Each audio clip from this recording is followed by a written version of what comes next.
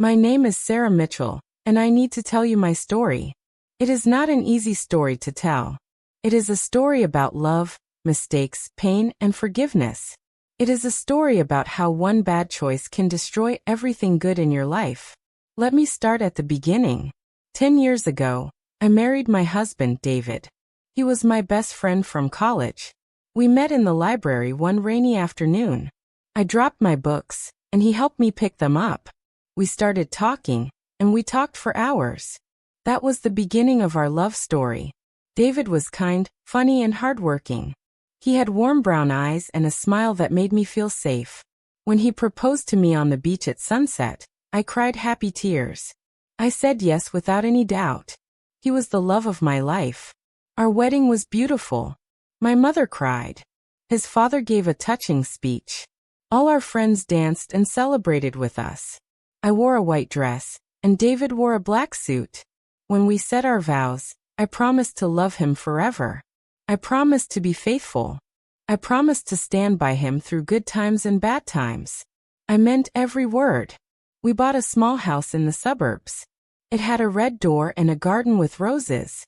Every morning, David made me coffee before work. Every evening we cooked dinner together. On weekends, we watched movies on the couch with our cat, Whiskers. Life was good. Life was simple. Life was happy. After 5 years of marriage, we had a daughter. We named her Emma. She had David's brown eyes and my blonde hair. She was perfect. Holding her for the first time was the most beautiful moment of my life. David was an amazing father. He changed diapers, sang lullabies, and played with Emma for hours. He worked hard at his job as an architect to provide for our family. He was tired, but he never complained. I worked part-time as a teacher at the local school. I loved my job. I loved teaching children. But my favorite job was being Emma's mother. For 8 years, we were a happy family. We took vacations to the beach. We celebrated birthdays with big cakes. We had family dinners every Sunday. Emma grew into a smart, kind little girl. She loved drawing pictures and reading books. Everything was perfect. Too perfect. Sometimes, when life is too perfect, we forget to appreciate it. We forget how lucky we are. We take things for granted. That is what I did. And that is when everything started to fall apart.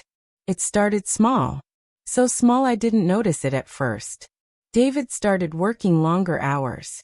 His company was building a new office building downtown. It was a big project, and David was the lead architect. He was stressed and exhausted. He left home at 7 in the morning. He came home at 9 at night. Sometimes later. When he came home, he was too tired to talk. He ate dinner quickly and went to bed. On weekends, he worked on his computer. David, can we spend some time together? I asked one Saturday. I'm sorry, honey, he said, not looking up from his screen. I have a deadline. Maybe next weekend. But next weekend was the same. And the weekend after that. I started to feel lonely. I felt invisible. Like I didn't matter anymore. I tried to be understanding. I knew David was working hard for our family. But I missed him.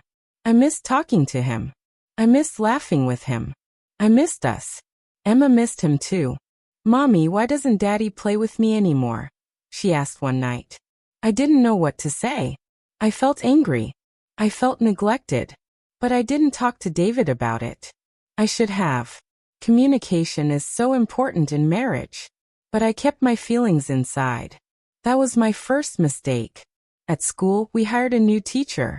His name was Mark Sullivan. He was young, tall, and handsome. He had green eyes and dark hair. He taught mathematics. Mark was friendly and charming. He made everyone laugh. He always had a smile and a kind word. We became friends quickly. We had coffee in the teacher's lounge. We talked about our classes, our students, and our lives. Mark was easy to talk to. He listened when I spoke. He looked at me when we talked. He made me feel seen. How are you doing, Sarah? He asked one day. I'm okay, I said automatically. Really? He looked at me closely. You seem sad. No one else had noticed. Not even David. I felt tears in my eyes. It's just, my husband is so busy with work. I feel alone. I understand, Mark said softly. My wife left me last year. Loneliness is hard. We talked for an hour that day. I told him about my marriage, my frustrations, my loneliness. He told me about his divorce, his pain, his struggles. It felt good to talk to someone. It felt good to be heard. After that day, Mark and I talked more often. During lunch breaks. After school. Sometimes we texted each other in the evenings. I told myself we were just friends. Just colleagues. Nothing wrong with that. But deep inside, I knew something was changing. It happened on a Friday evening in March. David called to say he had to work late again. Emma was at her grandmother's house for the weekend. I was home alone. I felt angry and sad. Another Friday night alone. My phone buzzed. It was a text from Mark. Hey, want to grab dinner? I hate eating alone on Friday nights. I should have said no. I should have gone home. I should have called David and told him how I felt. But I didn't. I texted back. Sure. Where should we meet? We met at a small Italian restaurant. We ordered wine and pasta.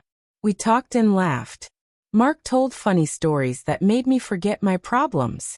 For the first time in months, I felt happy. I felt attractive. I felt alive. You have a beautiful smile, Mark said. You should smile more often. My heart beat faster. After dinner, Mark walked me to my car. It was raining lightly. The parking lot was dark and quiet. Thank you for tonight, I said. I really needed this. Me too, Mark said. He was standing close to me. Too close. I should have stepped back. I should have said goodnight and driven away. But I didn't. Mark leaned in and kissed me. And I kissed him back. It was wrong. So wrong. But in that moment I didn't care. I felt wanted. I felt desired. I felt something I hadn't felt in a long time. The kiss lasted only a few seconds. But those few seconds changed everything. When we pulled apart, reality hit me like cold water. What had I done? I'm sorry, Mark said quickly. I shouldn't have. No, I'm sorry, I said.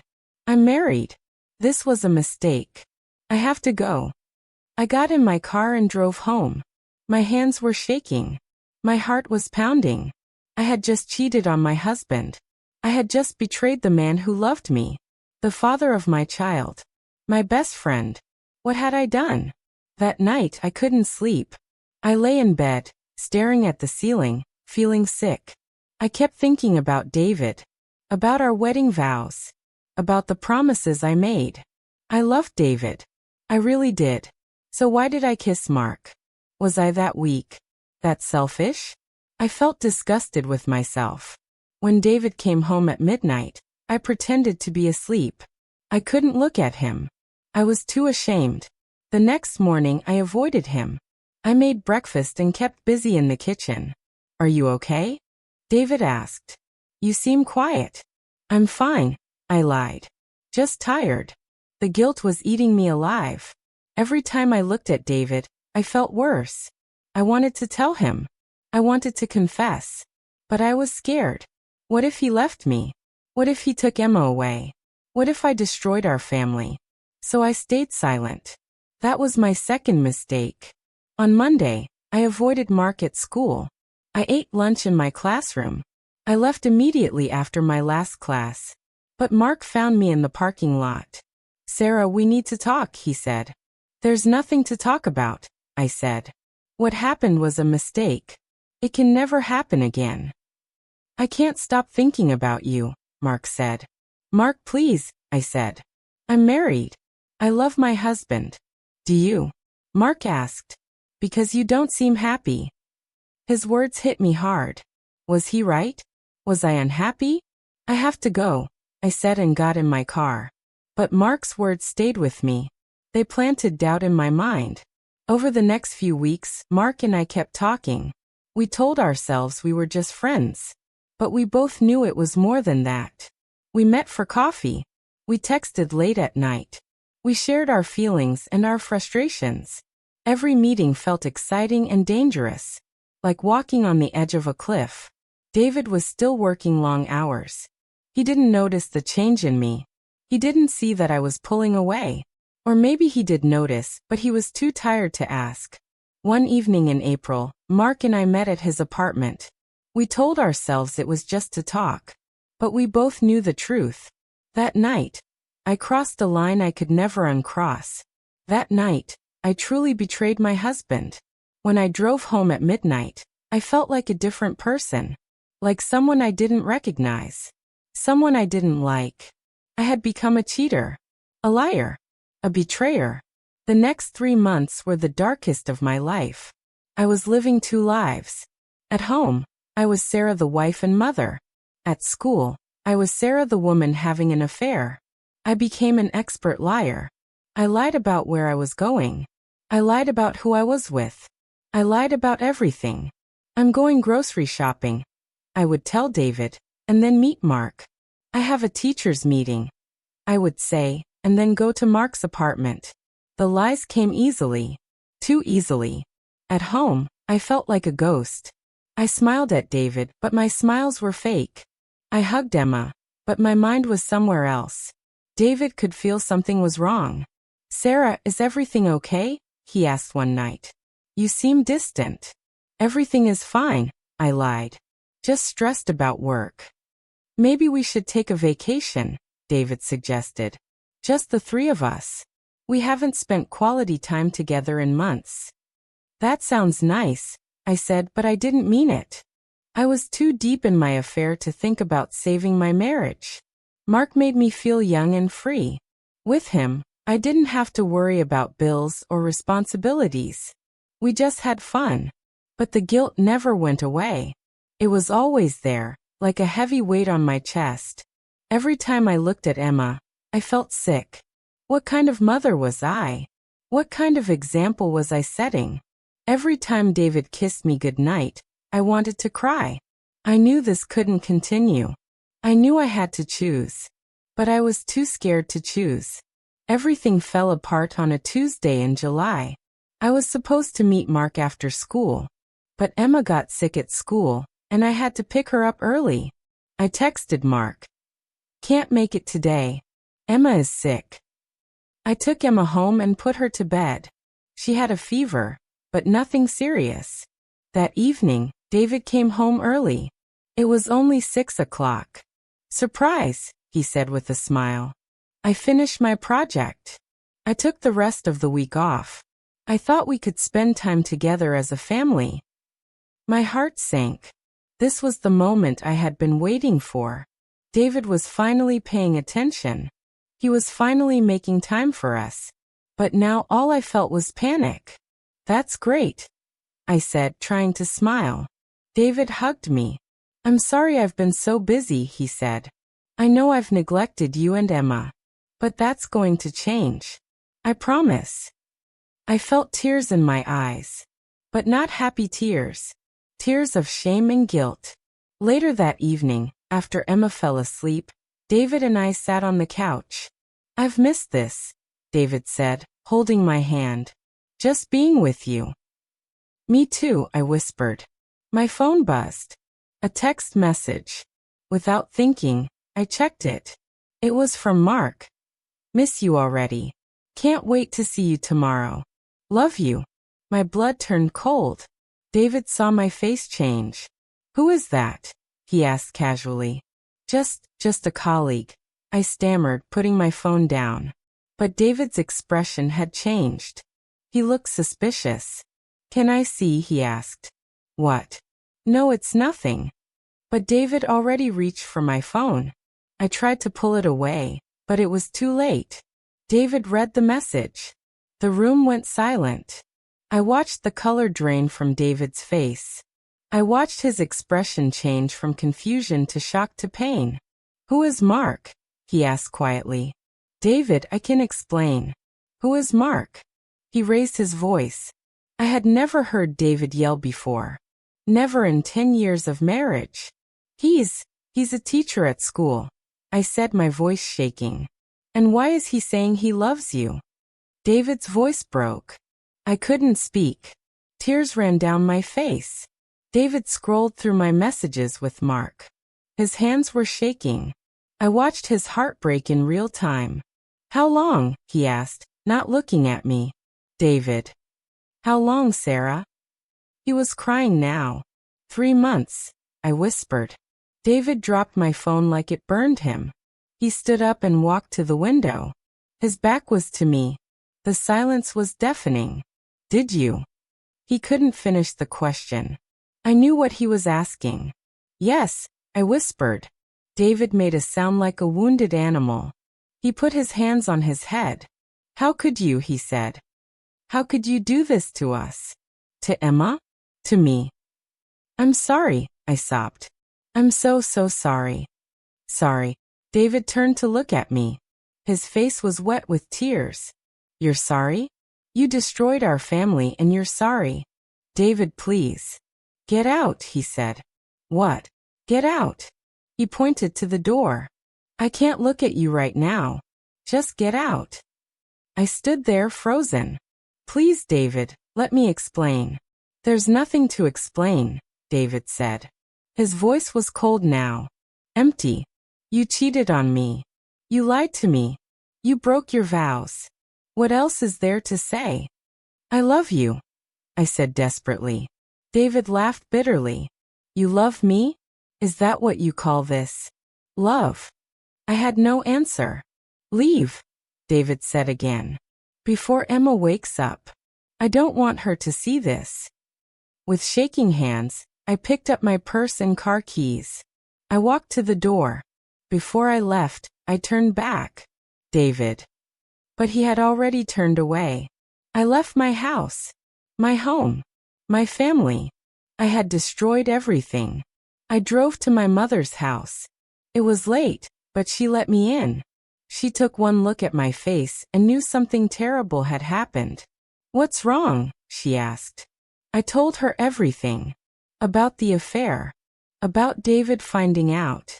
About losing everything.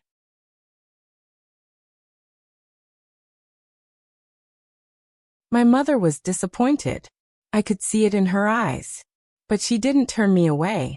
You made a terrible mistake, she said. But you're still my daughter. I cried in her arms like a child. The next few days were a nightmare.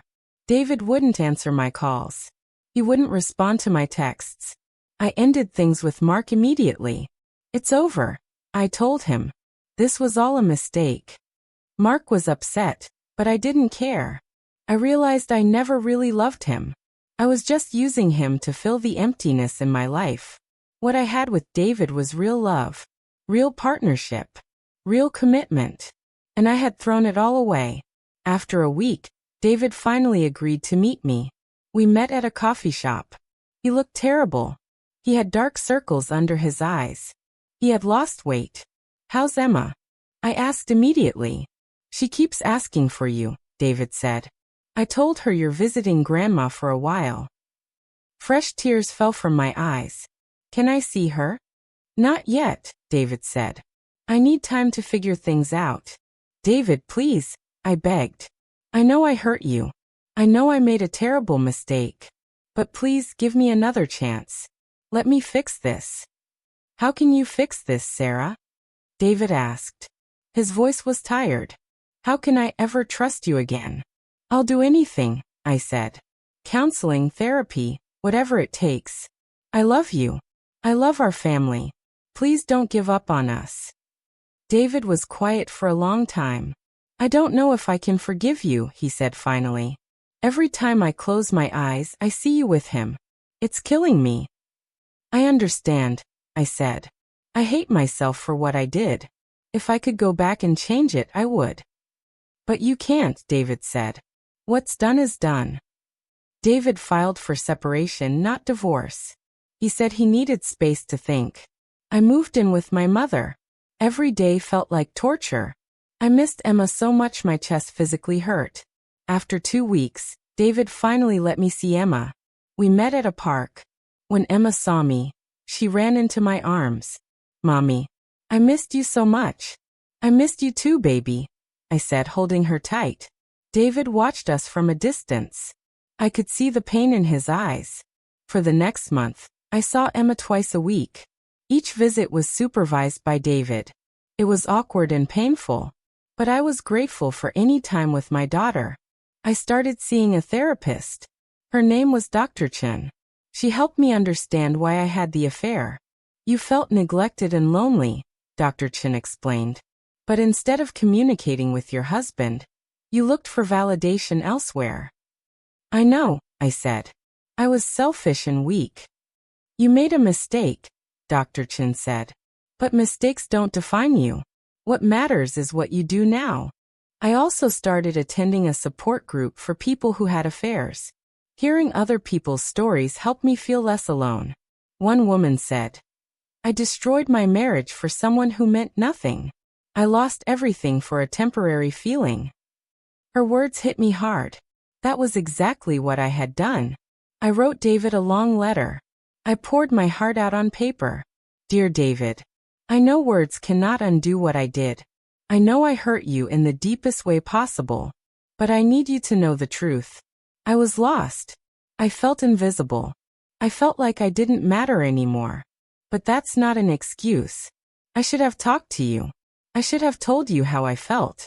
Instead, I made the worst decision of my life. I betrayed you. I betrayed our vows. I betrayed everything we built together. I don't expect you to forgive me. I don't even know if I deserve forgiveness. But I want you to know that I love you. I have always loved you. My affair with Mark wasn't about love. It was about my own weakness and selfishness. You are the love of my life. You are Emma's father. You are my best friend. If you give me another chance, I will spend the rest of my life making this up to you. I will be the wife you deserve. I will never, ever hurt you again. But if you can't forgive me, I understand. I will respect your decision. Whatever happens, please know that you did nothing wrong. This was all my fault. I'm sorry. I'm so sorry. Love always. Sarah. I gave the letter to David. He read it but didn't respond. 3 months after David discovered my affair, he called me. Can you come over? He asked. We need to talk. My heart pounded as I drove to our house. Our house. It didn't feel like mine anymore. David was waiting on the porch. We sat on the steps where we used to sit and watch the sunset. I've been thinking a lot, David said. About us. About what happened. About our future. I held my breath. I'm still angry, David continued. I'm still hurt. Some days, I wake up and the pain feels fresh all over again. Tears ran down my face. But I've also been thinking about our 10 years together, David said. All the good times. All the memories. All the love. He turned to look at me. And I've been thinking about Emma. She needs her mother. David. He held up his hand. Let me finish. I talked to a counselor too. He said that marriages can survive infidelity, but only if both people are willing to work hard. Really hard. I'm willing, I said immediately. I'll do whatever it takes. It won't be easy, David said. I don't trust you right now. It's going to take time for me to trust you again. Maybe years. I understand, I said. And we need couples counseling, David said. Every week. No excuses. Yes, absolutely, I said. David looked at me for a long moment. I still love you, Sarah. That's the crazy part. After everything you did, I still love you. Maybe I'm stupid. You're not stupid, I said. You're kind and forgiving and amazing. I'm giving you one chance, David said firmly. One. If you ever lie to me again, if you ever betray me again, it's over. Do you understand? Yes, I said, crying. I understand. Thank you, David. Thank you for giving me another chance. I won't waste it. I promise. David nodded slowly. Okay, let's try. Moving back home was both wonderful and difficult. Emma was overjoyed. Mommy's back. Mommy's back, she shouted, jumping up and down. But David and I moved like strangers around each other. The easy comfort we once had was gone. We started couples counseling with Dr. Martinez. The first session was painful. Sarah, why do you think you had the affair? Dr. Martinez asked. I felt lonely and neglected, I said. But that doesn't excuse what I did. David, how are you feeling? Dr. Martinez asked. Betrayed. Angry. Confused, David said. I gave her everything. I worked hard to provide for our family. And this is how she repaid me. David, Dr. Martinez said gently, working hard is important.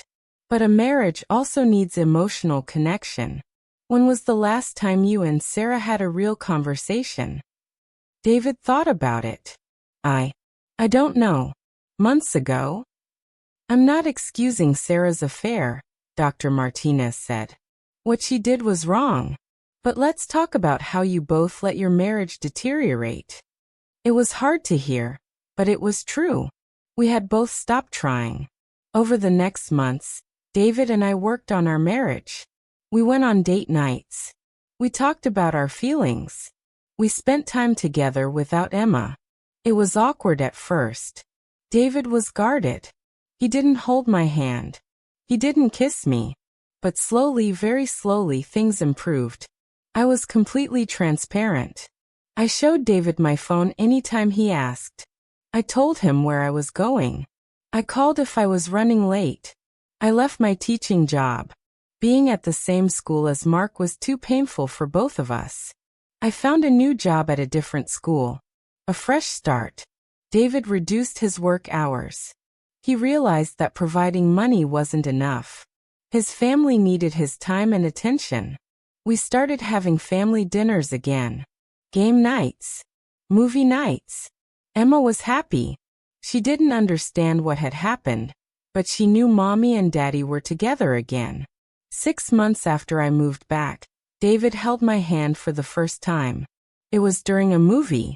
He just reached over and took my hand. I started crying.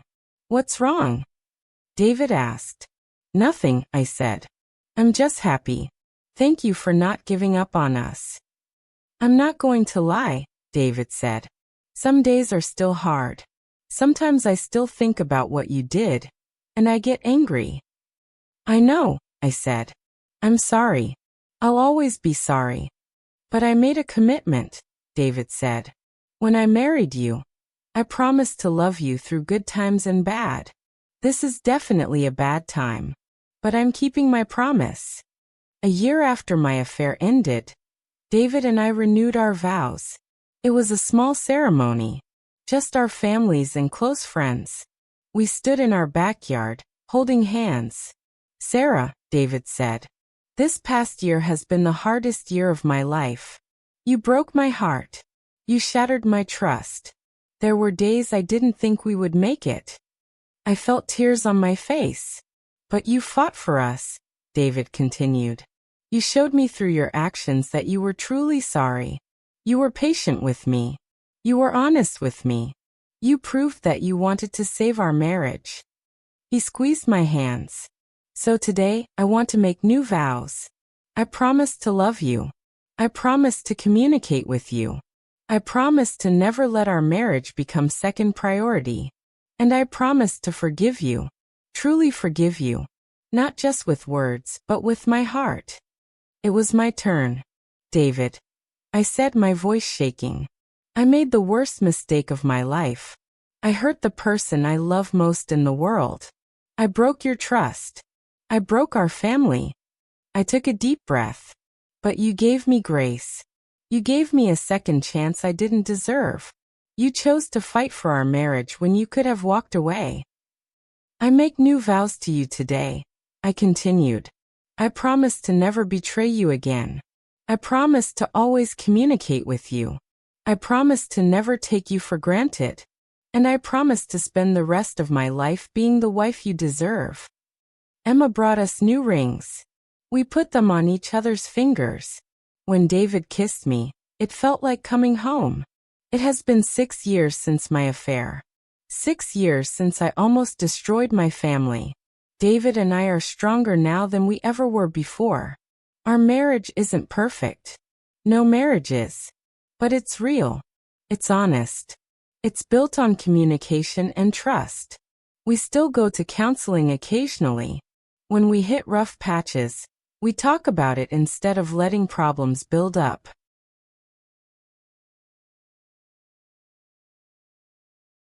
I never forgot what I did. The guilt will always be part of me. But I've learned to forgive myself, just as David forgave me. Emma is 13 now. She's beautiful and smart and kind. She doesn't know about my affair. Maybe one day we'll tell her. Maybe we won't. That's something David and I will decide together. I learned so many lessons from my mistake. I learned that marriage is work. It takes effort and attention. You can't just assume it will be okay. I learned that when you feel unhappy or neglected, you need to speak up. Communication can save a marriage. Silence can destroy it. I learned that temptation is real. But giving in to temptation for temporary happiness can cost you everything. Most importantly, I learned about the power of forgiveness. David could have left me. He should have left me. But he chose to stay. He chose to forgive. That's real love. Not the exciting, temporary feeling I had with Mark, but the deep, committed, choose you every day kind of love. To anyone reading this story, please learn from my mistake. Don't do what I did. If your marriage is struggling, talk to your spouse. Go to counseling. Fight for your relationship. Don't look for happiness in someone else's arms. That happiness is an illusion. It won't last. The real work, the real love, happens when you choose to stay and fix what's broken. I cheated on my husband. It's the worst thing I've ever done. But David gave me a second chance. And I will spend the rest of my life making sure I never need a third. Our marriage is proof that broken things can be repaired. That trust can be rebuilt. That love can survive even the worst betrayals. It takes time. It takes work. It takes humility and honesty and commitment. But it's possible. And it's worth it. Now that you've seen the whole story, we would really appreciate it if you rate it from 1 to 10 in the comments. Your thoughts help us improve and make sure we bring you the kind of stories you truly enjoy.